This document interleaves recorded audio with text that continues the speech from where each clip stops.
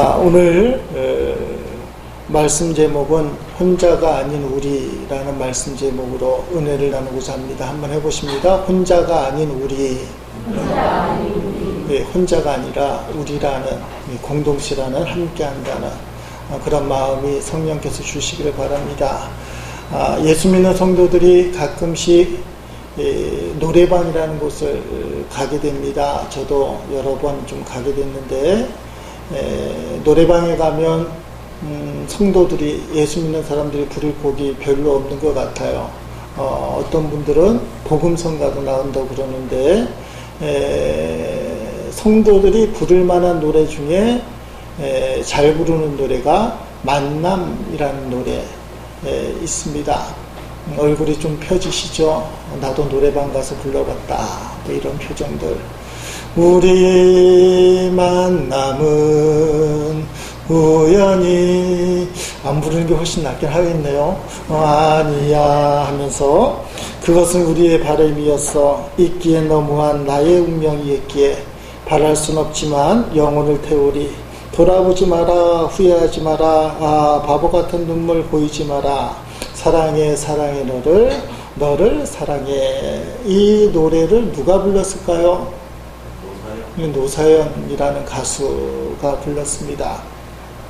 1957년생이니까 58살 난 가수인데 2살 어린 남자 가수 이무송이라는 가수를 만나서 참 잘 살고 있는 그런 사람들입니다.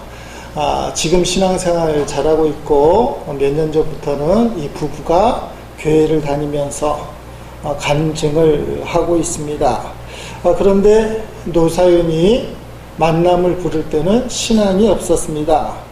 그러던 그가 신앙 간증을 다니면서 이렇게 이제 고백을 합니다. 하나님께서 신앙도 갖기 전에 만남을 불러 명성을 얻게 한 섭리가 있었습니다. 주님이 제게 말씀하시기를 가장 중요한 만남을 가져라. 나를 인격적으로 만나라. 그리고 그 만남의 기쁨을 이웃에게 전하라. 그렇게 주님께서 노사연 씨에게 말씀을 했다는 거예요.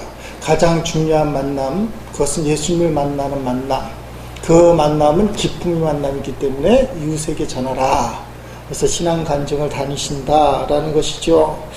인생에서 제일 중요한 만남이 뭐냐? 예수님과의 만남입니다. 세상에서 중요한 3가지 만남, 부모, 배우자, 그리고 예수님 만남, 성도들은 그렇게 얘기하고 그러는데, 이 만남 중에서 제일 중요한 것은 주님을 만나는 것이다. 예수님을 만나는 것이다.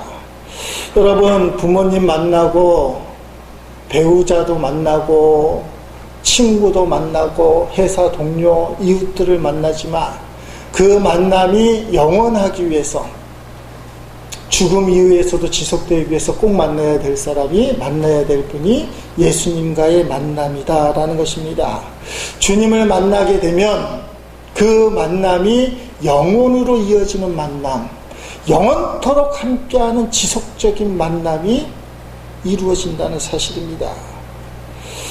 예수님 함께 믿는 가정, 예수님 함께 믿는 친구, 예수님 함께 믿는 동력자, 이웃들은 이 세상에서의 관계뿐만 아니라 저 나라 하늘나라에서도 영원한 만남을 가질 수 있다.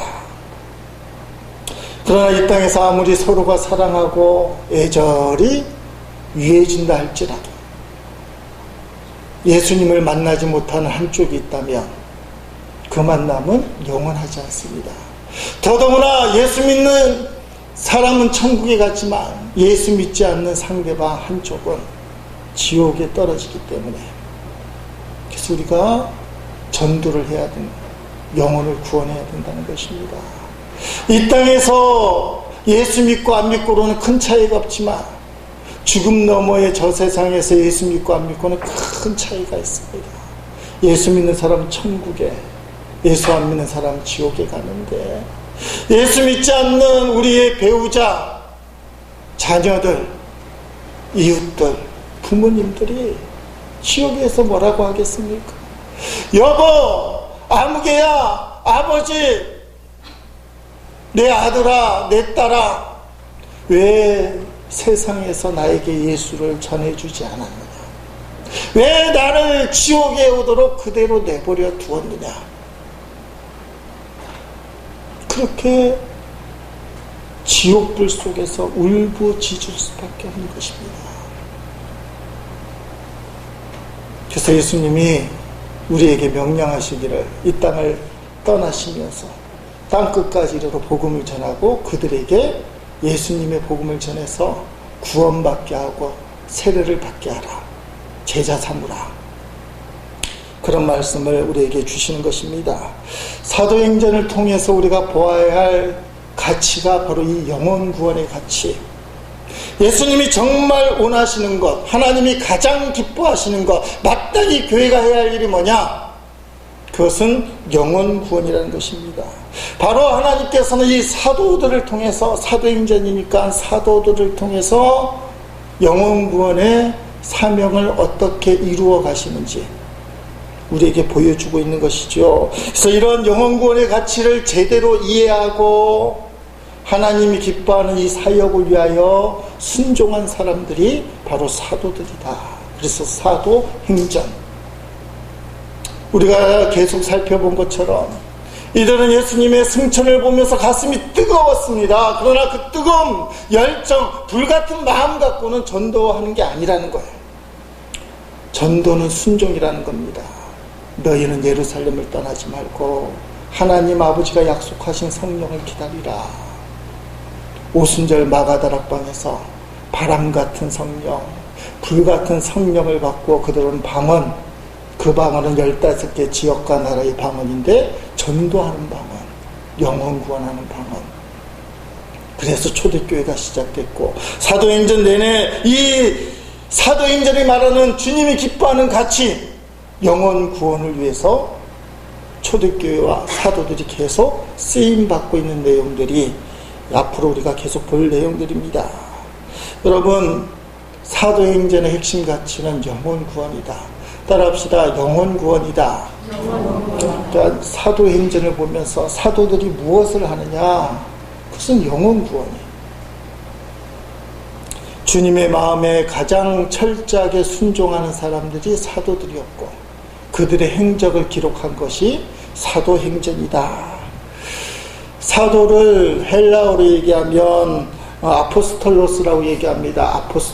아포스톨로스라는 개념은 보냄을 받았다.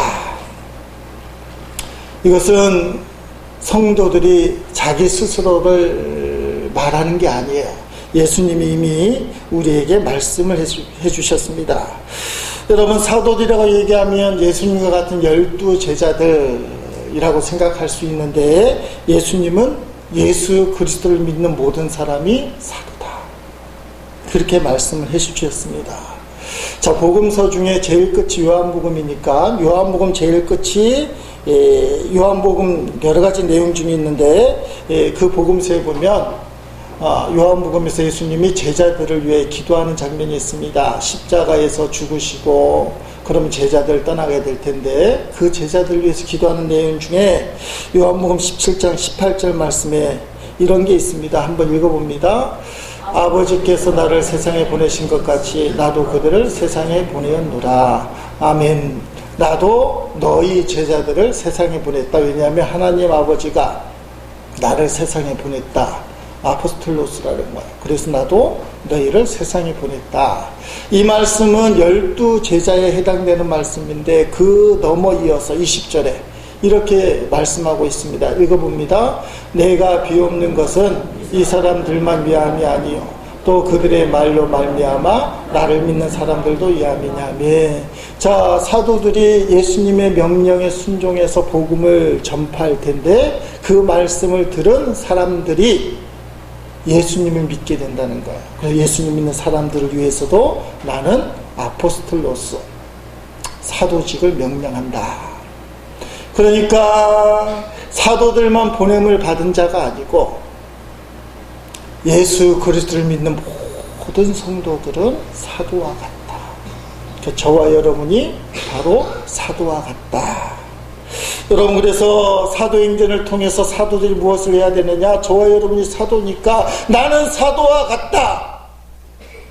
이 사도의 핵심 가치가 무엇입니까? 사도들이 사도행전을 통해서 주님이 가장 기뻐하시는 영혼구원의 사명에 순종했듯이 내 삶도 부름받은 사도로서 영혼구원에 순종하는 삶을 살자. 내 인생의 핵심 가치는 어떻게 돼야 되느냐? 영혼구원이 있다. 내가 영혼구원을 위하여 몸부림치면 하나님이 나를 도와주신다.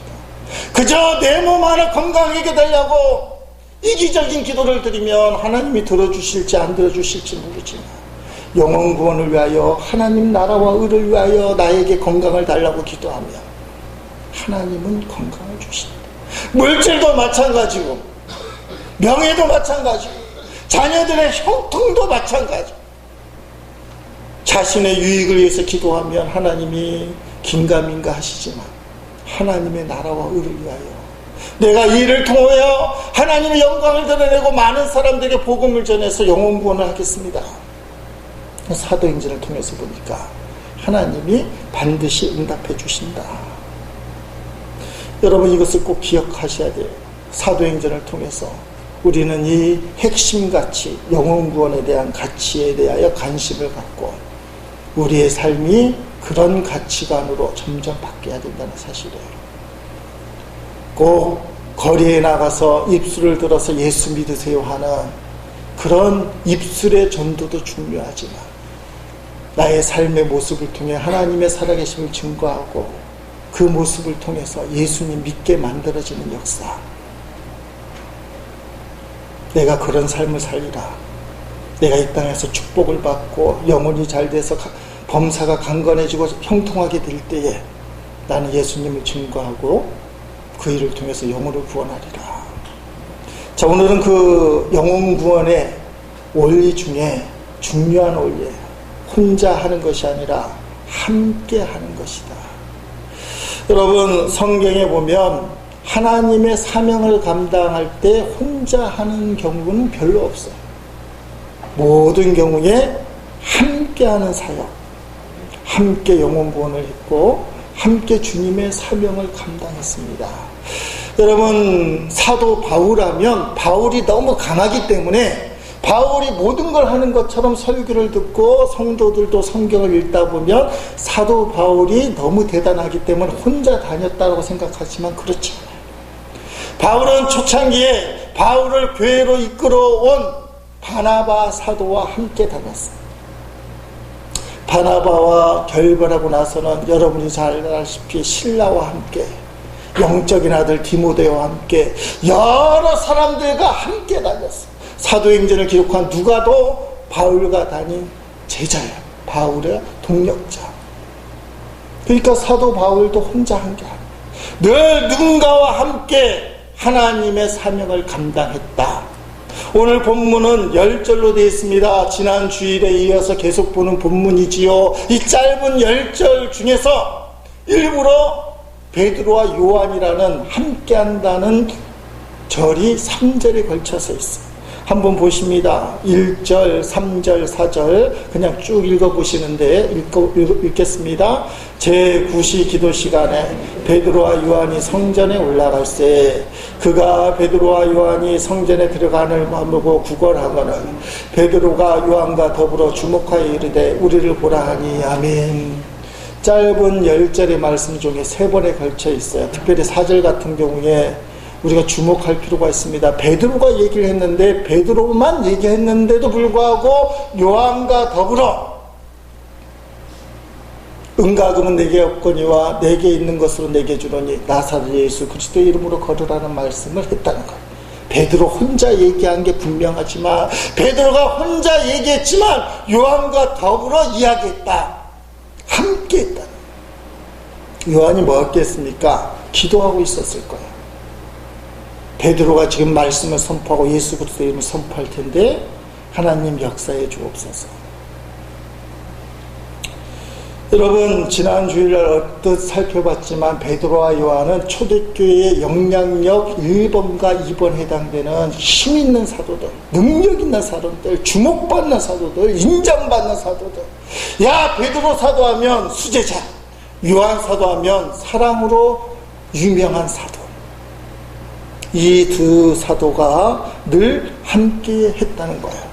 물론 비슷한 부분이 많습니다. 둘 다 갈릴리 바다에서 뼈가 굵은 어부들이에요. 동력자였어요. 그들 이 둘은 또 최후의 만찬을 준비할 때에 한 팀을 이루었던 같은 멤버들이었어요. 그리고 신앙이 떨어질 때도 함께 했는데 예수님이 십자가에 죽고 난 다음에 죽음이 무서워서 디베랴 바닷가로 도망가서 옛날 하던 어부 일, 거기 가서 고기를 잡는 일도 함께 했어요. 이 정도 보면 베드로와 요한이 비슷하게 보이는데 사실은 성경을 펼쳐서 살펴보면 비슷한 점보다 서로 다른 점이 너무나 많은 두 사도였어요. 이제 그것을 살펴보려고 합니다. 비슷한 점보다 차이점이 많은데 그 차이점의 첫 번째가 뭐냐? 성격이 안 맞았어요. 따라합시다. 성격이 안 맞다. 부부들이 이별할 때 가장 큰 이혼의 사유가 성격 차이라고 그렇게 얘기하잖아요. 베드로는 어떤 사람이냐? 행동이 먼저인 사람, 적극적인 사람이에요. 베드로는 무슨 일을 하든지 수제자답게 열쇠를 갖고 있는 사람, 시작하는 사람, 먼저 주도적으로 일을 추진해 나가는 사람. 이게 베드로였어요. 초대교회가 시작할 때 복음의 포문을 처음으로 연 사람도 베드로 사도. 베드로와 요한이 있어도 나사렛 예수 그리스도 이름을 선포하는 사람도 베드로 사도. 주도적인 역할을 감당하는 사람이에요. 그런데 사도 요한은 어떤 사람이냐? 어떤 성격을 가졌냐? 나중에 나이가 들면 부드러워지고 온순해집니다. 우리가 알다시피 사랑의 사도가 되었어요. 그렇지만 그가 사랑의 사도가 되기 전에 먼저 중요한 말씀이니까 사랑의 사도가 된 요한이 요한일서에서 하는 말입니다. 4장 7절 8절 말씀 읽어보겠습니다. 요한일서 4장 7절 8절 사랑하는 자들아 우리가 서로 사랑하자. 사랑은 하나님께 속한 것이니 사랑하는 자마다 하나님으로부터 나서 하나님을 알고 사랑하지 아니하는 자는 하나님을 알지 못하니 이는 하나님은 사랑이심이라. 아멘. 사랑을 얼마나 강조하는지 넉넉하고 포근하고 우리 마음을 달래주고 다스려주고. 그래서 많은 사람들이 복음서 하면 요한복음이 좋고 마음이 심란하고 흔들릴 때는 요한일서 2서 3서도 많이 읽습니다. 사랑의 사도니까 야단 안 치고 품어주는 느낌. 그런데 사도 요한이 초창기 때부터 이랬느냐? 그렇지 않아요. 예수님이 사마리아를 지나가면서 복음을 증가하는데 사마리아 사람들이 예수님을 믿지 않습니다. 그랬더니 화가 난 요한이 뭐라고 얘기하느냐? 저 사람들을 죽여버릴까요? 죽이는 게 낫지 않겠습니까? 그래서 예수님이 사도 요한의 별명을 지어줬는데 우레의 아들, 우레라는 것은 천둥의 아들이에요. 천둥이 뭡니까?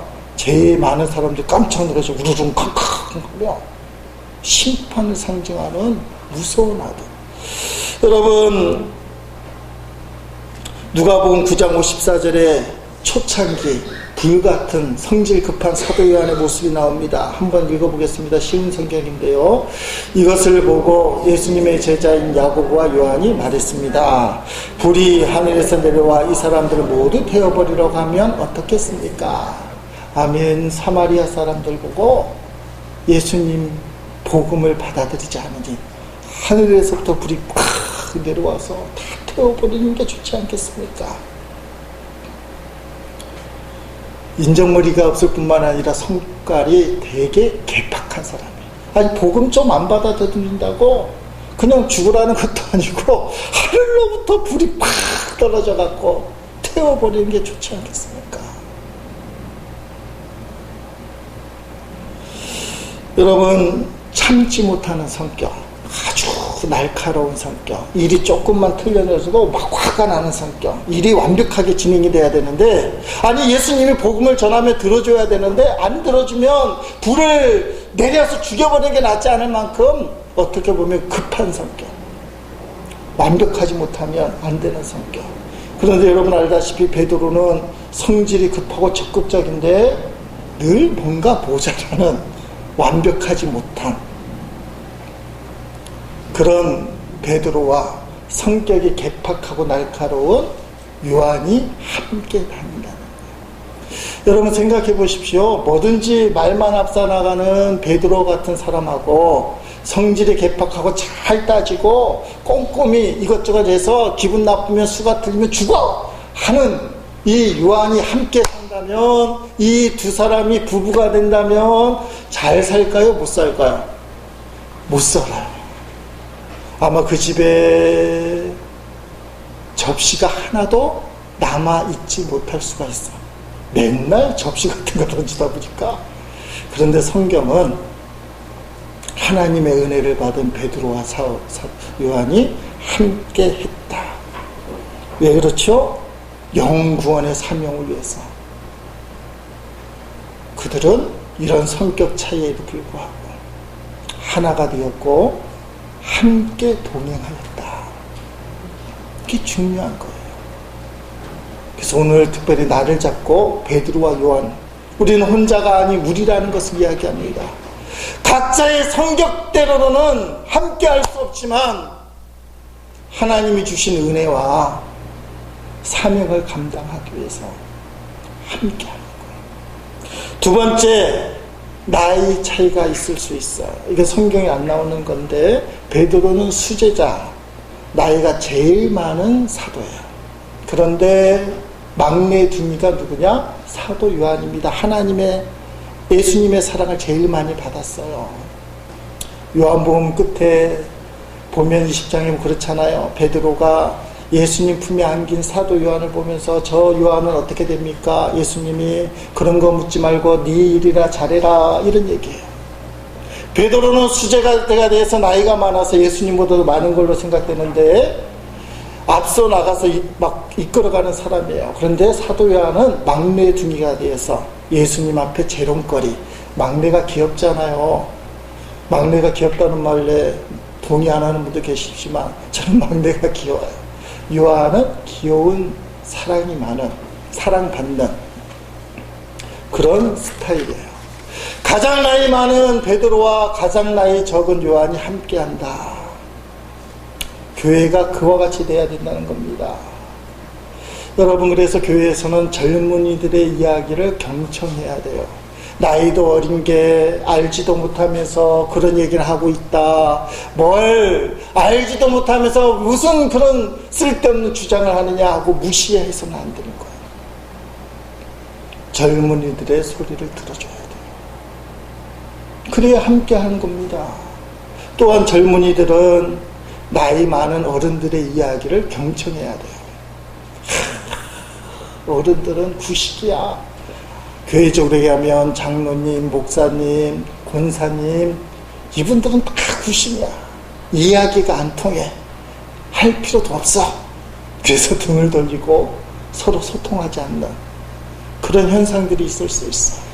근데 베드로와 요한은 이 나이 차이에도 불구하고 함께 했다는 거예요. 주의를 함께 감당했다. 세 번째가 있어요. 신앙의 성량이 달랐습니다.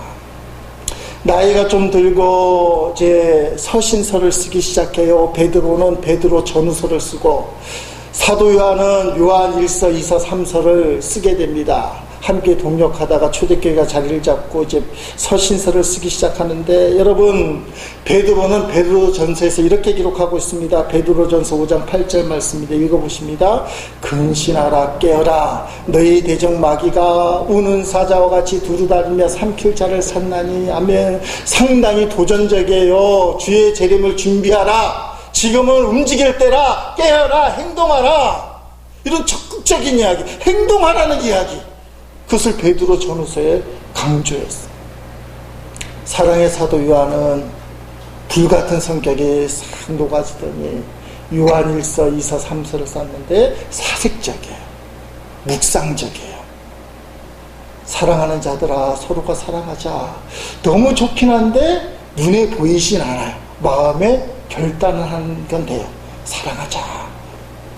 말과 회로만 사랑하지 말고 행함으로 하자는 말도 있긴 했어요. 근데 전체적인 분위기는 사도 요한은 묵상적이에요. 사색적이에요. 베드로는 행동을 요구해요. 움직여라, 깨어라. 믿음이 있다면 삶으로 그것을 보여줘라. 신앙적인 성격이 안 맞습니다.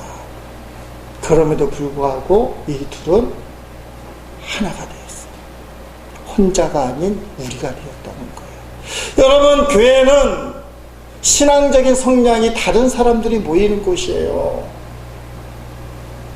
다 똑같은 신앙적인 성향이 있을 수 없어요. 여러분, 설교 시간이 끝나고 우리가 통성기도를 하는데 어떤 분은 입술을 열어서 주여 하고 통성기도 하는 분이 있어요. 반면에 입술을 콕 다물고 하는 분도 있어요. 이거는 하나님이 주신 타고난 것들이에요.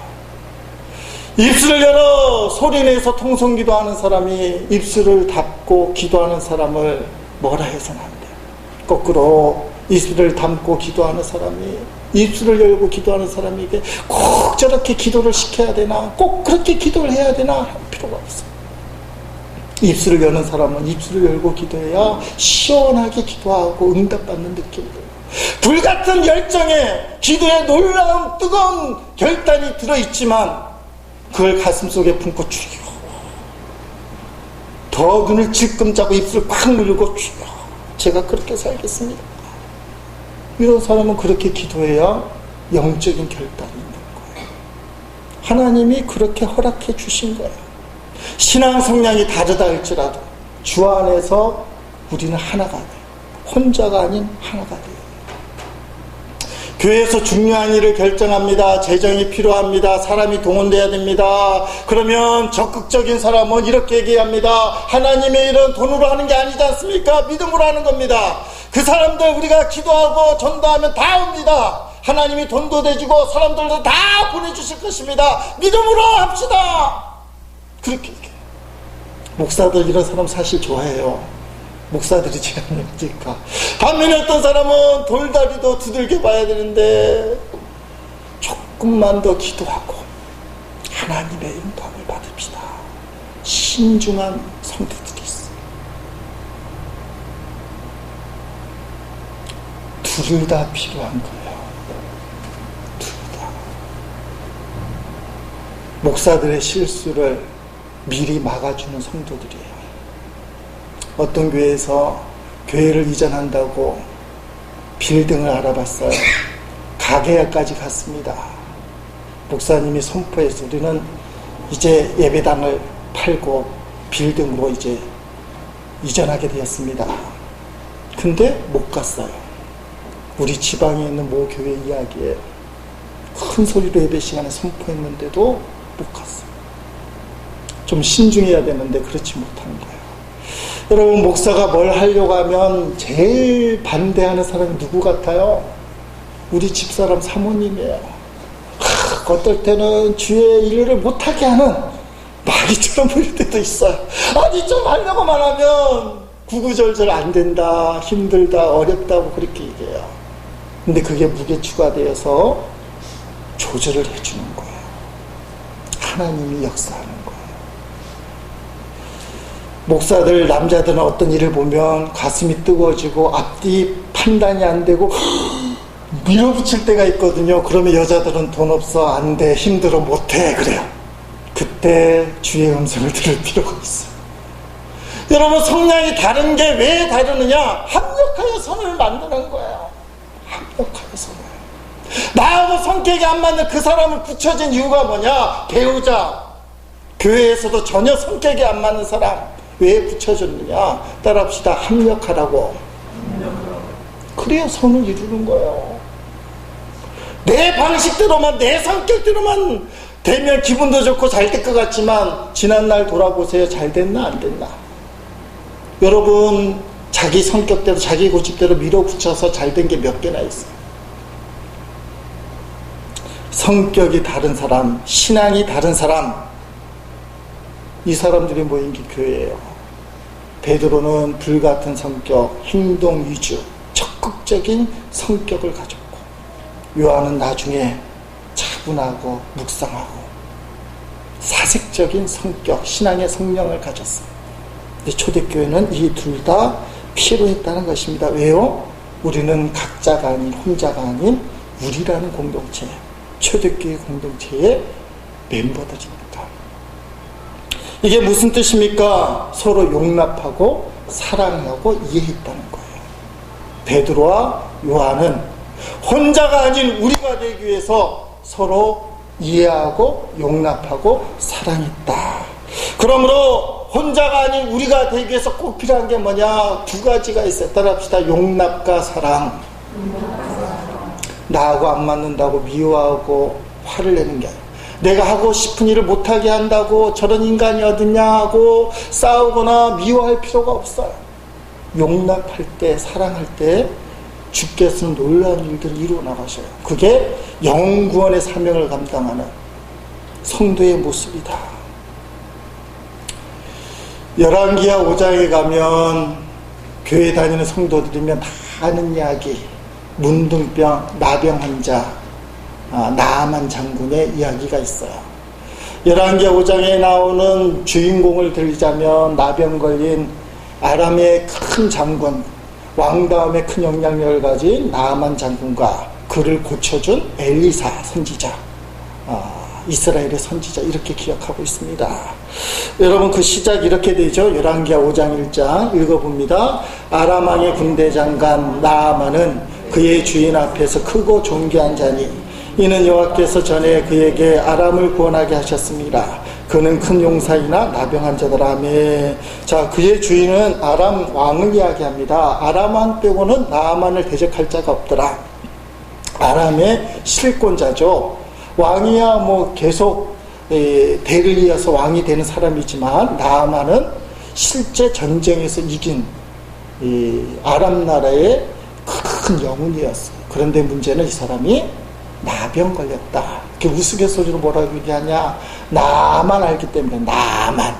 다른 사람은 모르고 나만 알면 나병에 걸린다.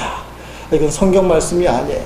나만. 그래서 나만 장군이 나병에 걸렸다, 뭐 이렇게 얘기할 때는 나만 아는 사람. 여러분 주위에 있잖아요. 자기밖에 모르는 사람, 나만 아는 사람 속으로 주여 문둥병에 걸리지 말게 해주옵소서.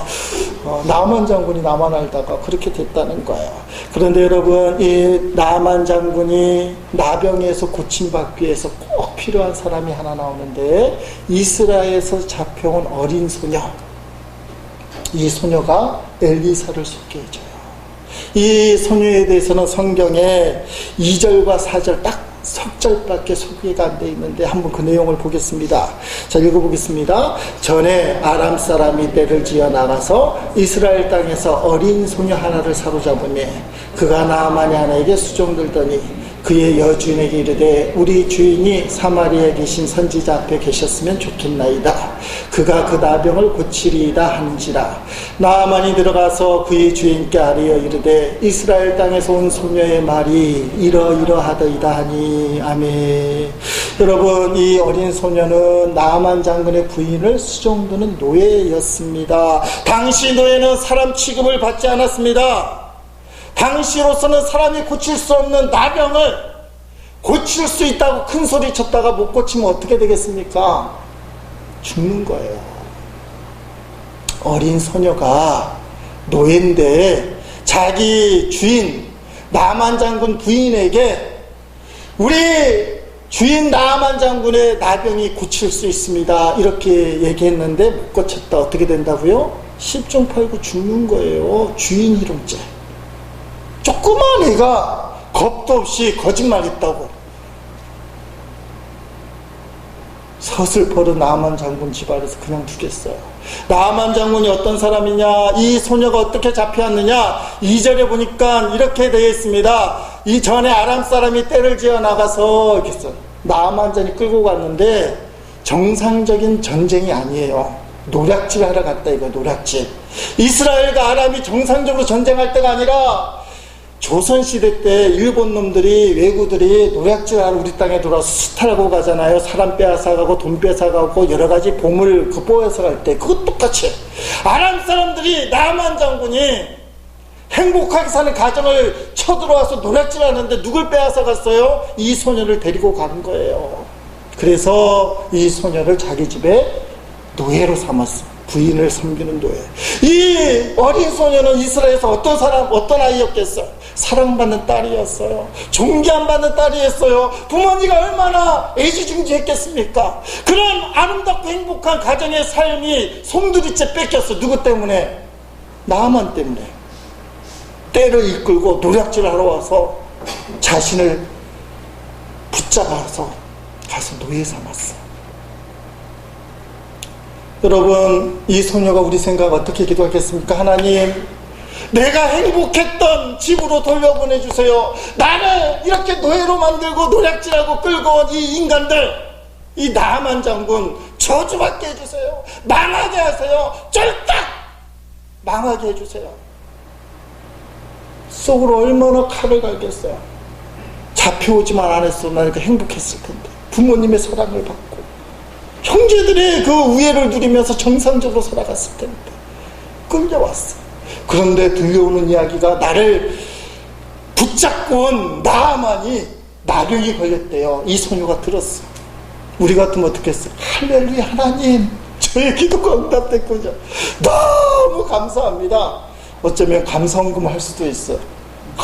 나만 장군 저주했더니 저 인간 하나님의 벌을 받아서 드디어 사람이 못 고치는 나병이 걸렸다.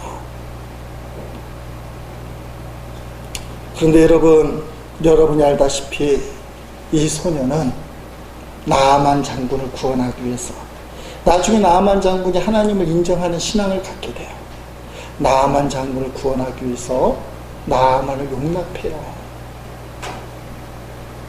나병을 고칠 방법을 생명을 걸고 가르쳐줘요. 뭐라고 얘기합니까?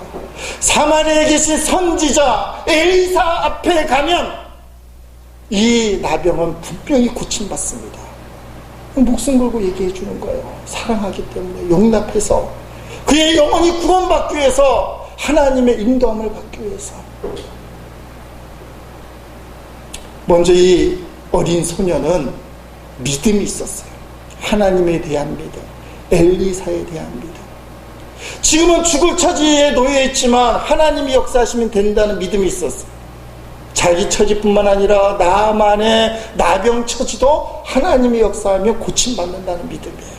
근데 재미있는 구절이 있습니다. 믿음의 나라 이스라엘의 왕은 이 이야기, 이 소녀 때문에 결국 아람 왕이 나아만 장군을 이스라엘로 보내면서 친서를 보내주게 돼요. 저 친서 내용이 열왕기하 5장 6절 7절에 바로 이어집니다. 읽어보겠습니다. 이스라엘 왕에게 그 글을 전하여니 일렀으되 내가 내 신하 나아만을 당신에게 보내오니 이 글이 당신에게 이르거든 당신은 그의 나병을 고쳐주소서 하였더라. 이스라엘 왕이 그 글을 읽고 자기 옷을 찢으며 이르되 내가 사람을 죽이고 살리는 하나님이냐? 그가 어찌하여 사람을 내게로 보내 그의 나병을 고치라 하느냐? 너희는 깊이 생각하고 저 왕이 틈을 타서 나와 더불어 시비를 함인 줄 알려 하니라. 아멘. 이게 무슨 말이에요?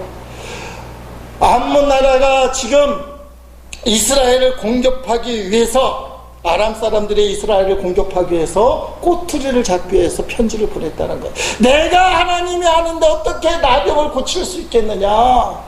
어린 소녀는 엘리사를 기억해서 하나님이 나병을 고칠 수 있다는 분명한 확신을 생명 걸고 이야기하는 반면에 이스라엘 왕은 누가 나병을 고칠 수 있느냐? 내가 하나님이냐? 이 말은 뭐예요? 하나님도 나병을 고치겠냐? 그 말이에요.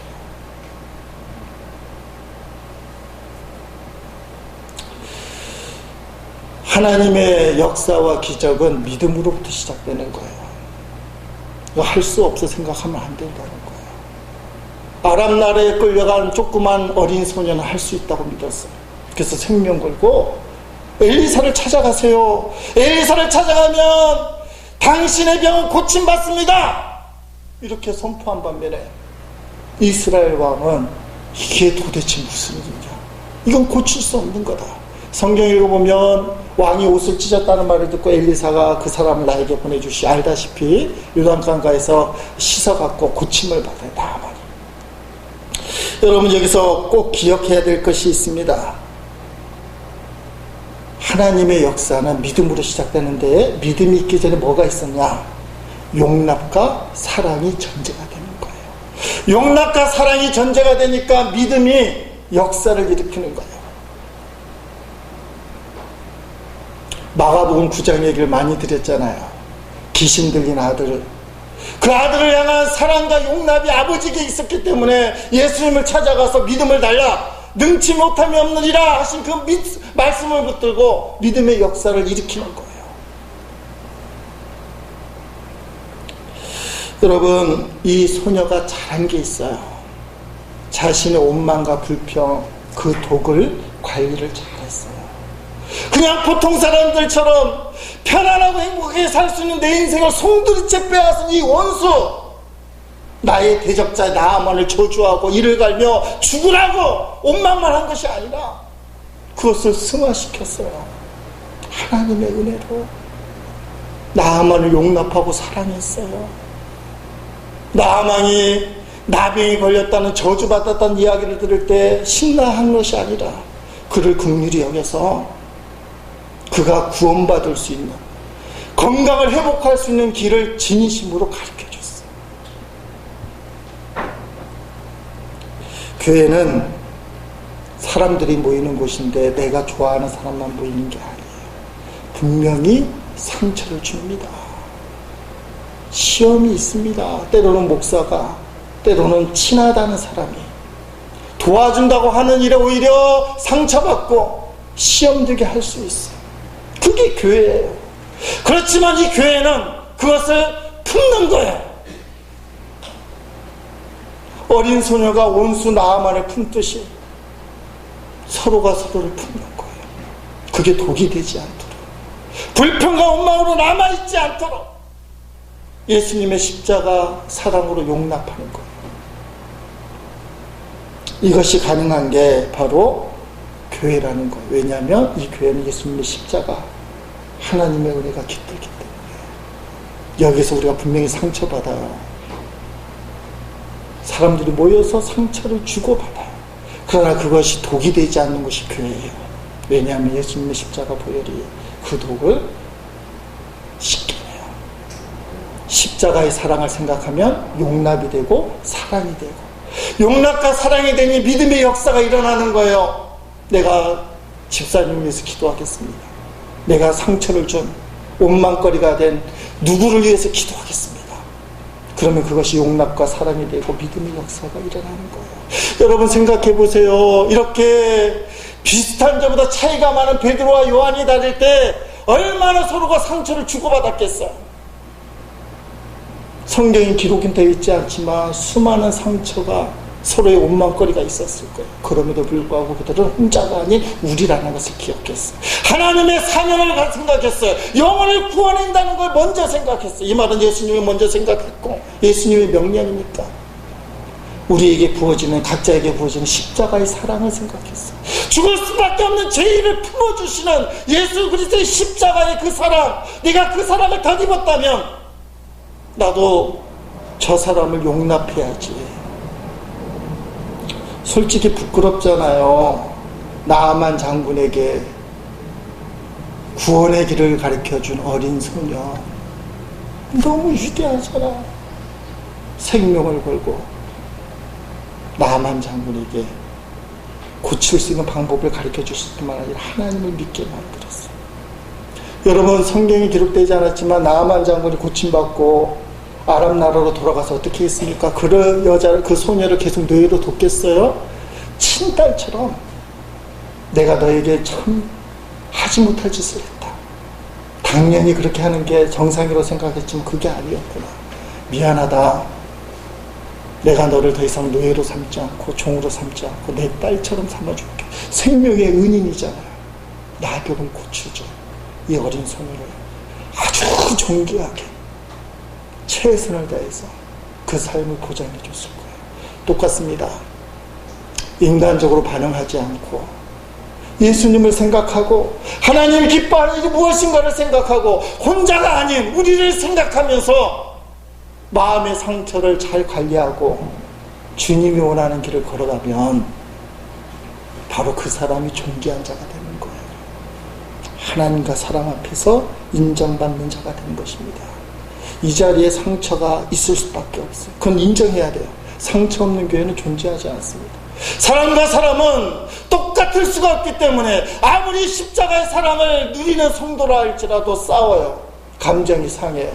그러나 그 싸움과 감정의 독이 그대로 있는 곳이 교회가 아니라 십자가의 보혈이 그 독을 녹아버려요.